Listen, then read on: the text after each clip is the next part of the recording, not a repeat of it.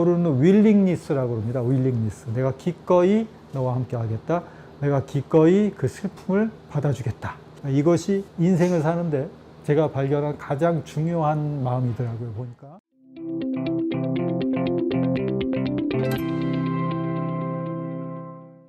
오늘 외로움에 대해서 같이 얘기를 해보도록 하겠습니다. 외로움을 한 번도 안 겪어본 분들은 아마 없을 거라고 생각이 됩니다. 저는 원래는 주로 명상을 가르칩니다. 원래는 상담을 하던 사람이었는데 기회가 돼서 명상을 가르치는 일을 하게 됐습니다. 그래서 여기 있는 이분, 이름이 헬렌 조한 조 콕스라는 사람입니다. 영국에 외로움 장관이 있습니다. 외로움 부서가 있습니다. 그거는 정확히 얘기하면 사실은 외로움부가 독립적으로 있는 거는 아니고요. 우리나라로 치면 청소년 문화관광부 예를 들면 그런 부서 같아요. 디지털 문화 스포츠 부서인가 그렇게 되어 있는데 거기 장관이 겸직을 하게끔 되어 있습니다. 그래서 그 2018년에 처음으로 만들어진 그 외로움 부서를 만들게끔 일종의 촉발된 그 원인이 되신 분이 바로 이분입니다.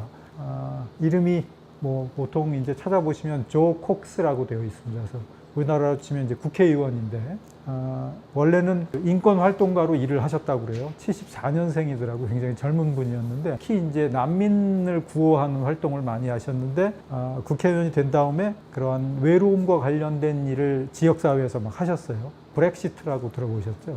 이분은 브렉시트를 반대하는 축에 속했던 거예요. 그런데 지역민들을 위한 어떤 그런 활동을 하시다가 이제 하고 끝나고 나왔는데 2016년 어느 날 밤에 영국에도 이제 나치를 추종하는 사람들이 그 사람들 중에 한 명이 토마스, 그 사람이 이분을 총과 칼로 살해를 하게 됩니다.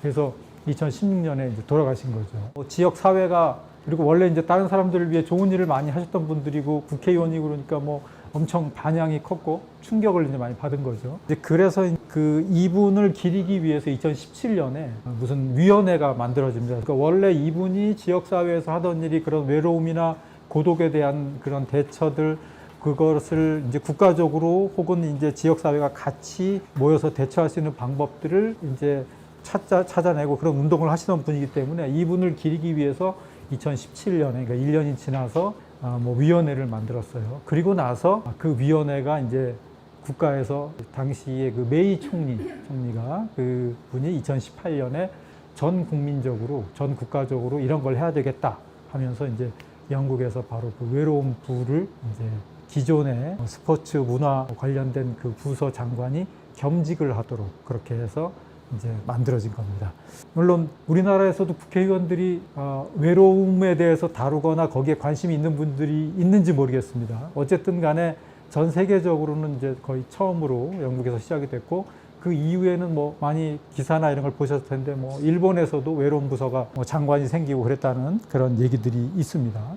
이런 걸 보니까 참 외로움이 우리 사회에 혹은 우리 삶에 굉장히 이러한 정책이라든가 혹은 유명인들이 다루게 되면 그때부터는 벌써 우리 혼자만 겪는 게 아니라 이미 많은 사람들이 겪고 있다는 일종의 증거가 될 수 있지 않을까 싶습니다.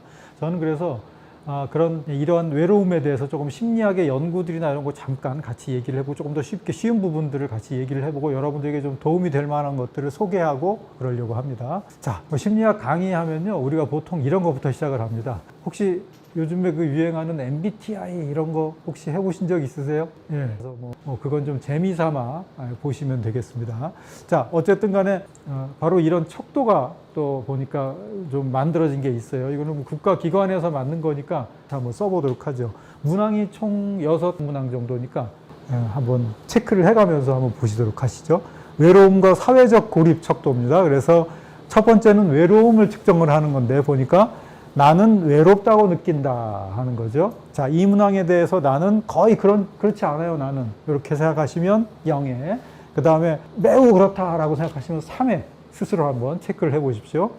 0, 1, 2, 3 보니까 순서대로 이렇게 뭔가 정도에 따라서 세지는 것 같죠. 두 번째는 나는 소외되고 있다고 느낀다. 자, 각각 한번 생각을 해보십시오. 그래서 거의 그렇지 않다, 매우 그렇다. 점수가 많을수록 외로움이나 소외감을 느끼는 것이 되겠죠. 그렇죠? 예. 그래서 점수 한번 합계를 한번 내보십시오.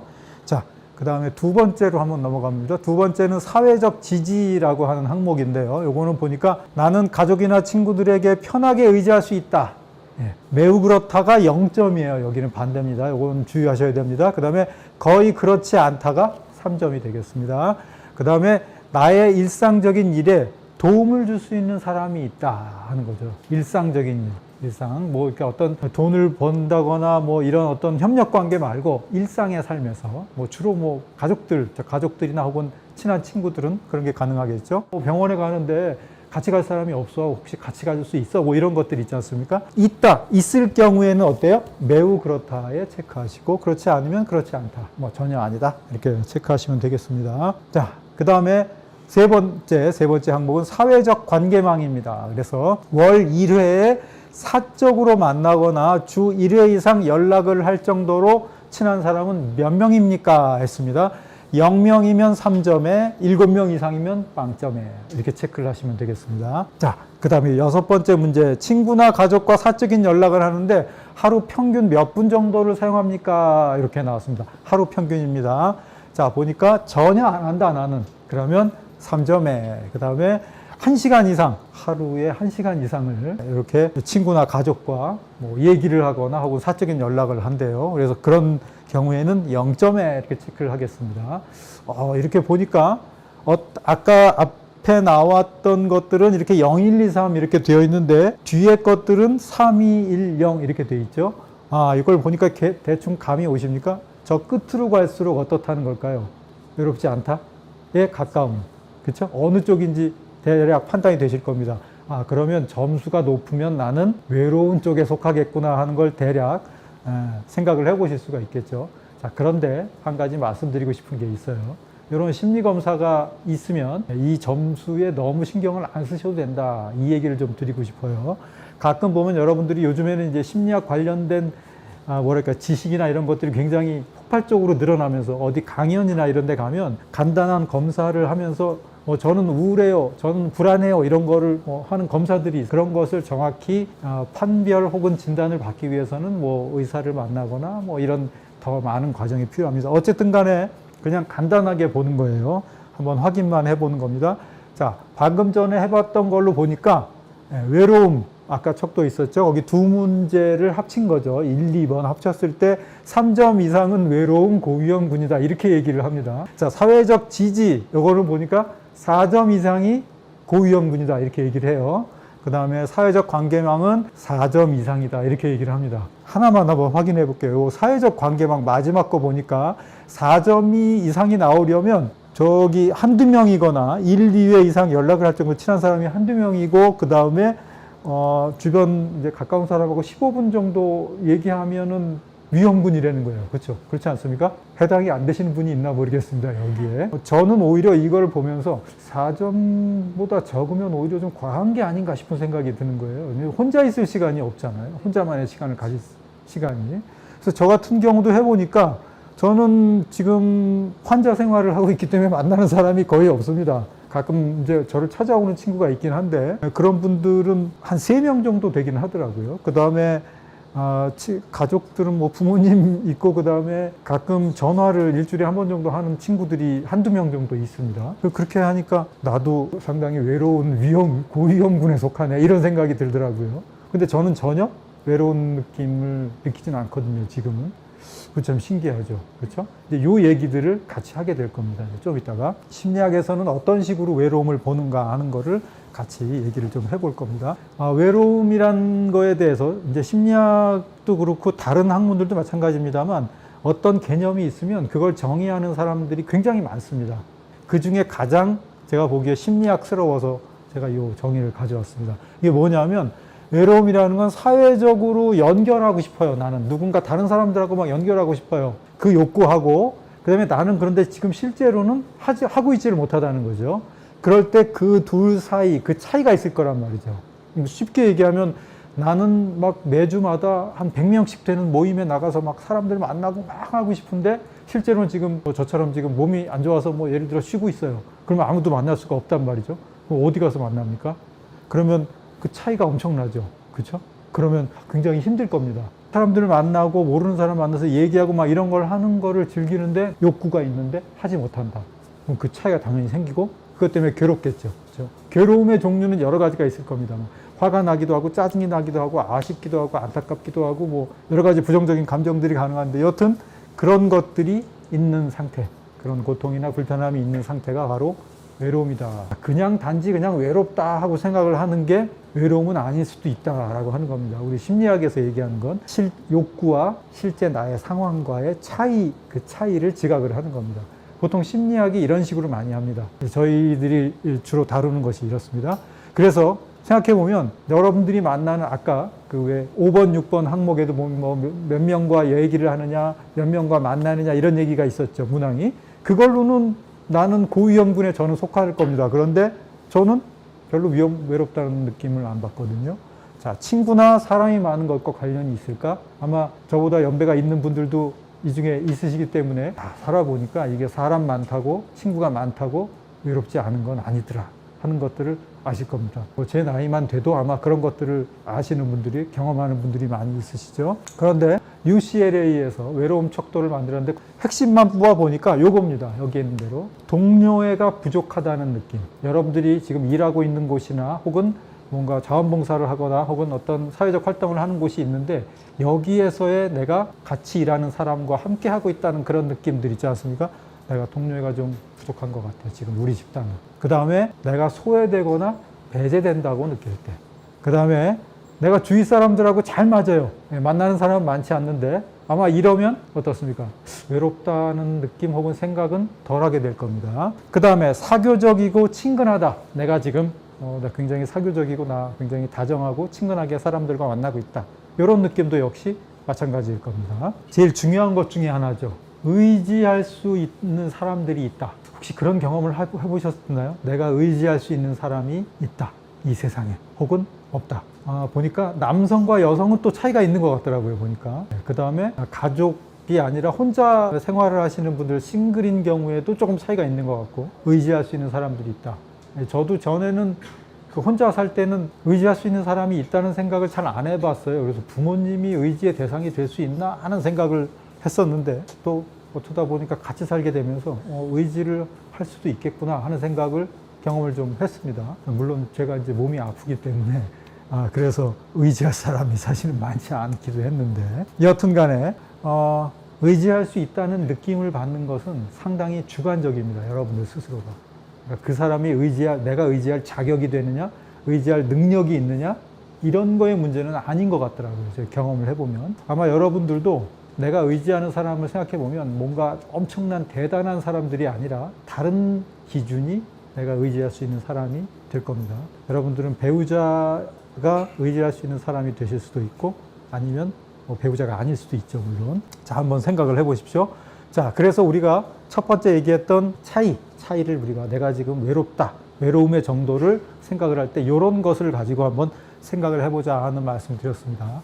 그래서 제가 이 내용도 좀 넣었습니다. 이게 외로움하고 고독하고 차이가 뭐냐? 영어로는 이제 외로움은 loneliness고 그 다음에 고독은 solitude 이렇게 얘기를 하는데 도대체 뭔 차이가 있느냐 하는 거를 이제 또 여러 가지 좀 해보니까 둘 다 똑같이 혼자인 느낌이다 이거죠. 내가 혼자라는 느낌, 혼자인 느낌, 혹은 뭐 내가 고립되어 있다 이런 느낌일 겁니다. 자, 그런데 외로움은 어떻습니까? 괴로워요. 내가 그걸 겪고 있는 동안에. 그런데 고독은 어떻습니까? 보통은 고독은 더 즐거운 것으로 경험을 하게 됩니다. 그래서 여러분들이 똑같이 혼자 있는데 나는 이 시간이 너무 좋아요 하시면 그러면 고독을 즐기고 계시는 거죠. 아유, 너무 힘들어. 빨리 나 어디 튀어나가야 되겠어 하고 외출을 하셔서 친구를 만나건 누군가를 만나건 아니면 적어도 사람 많은 몰에 가건 쇼핑몰에 가건 어떻습니까? 그거는 외로운 상태이 된 거죠. 그 다음에 당연히 그러다 보니까 괴로운 건 어떻습니까? 우리는 회피하고 싶어 합니다. 회피하고 싶어 해요. 그 다음에 고독의 경우에는 기꺼이 내가 너와 함께 있겠다 하는 이 경험을 하게 되는 거죠. 기꺼이. 지금 굉장히 제가 중요하게 여기는 경험입니다. 영어로는 willingness라고 합니다. willingness. 내가 기꺼이 너와 함께 하겠다. 내가 기꺼이 그 슬픔을 받아주겠다. 힘들더라도 괴롭더라도. 이것이 인생을 사는데 제가 발견한 가장 중요한 마음이더라고요. 보니까. 자, 혼자 있고 싶지 않다. 예, 혼자여도 괜찮아. 뭐 당연히 차이 뭐 아실 수 있겠죠. 그 다음에 뭐 문제 이슈라고 그리고 하나는 해결책이라고 했는데 실제로 보니까 이런 글들도 있더라고요. 뭐 외로움의 치료법이 고독이다 이렇게 얘기를 하더라고요. 뭐 생각을 해보면 방금 전에 그 차이점을 듣다 보니까 아 맞아.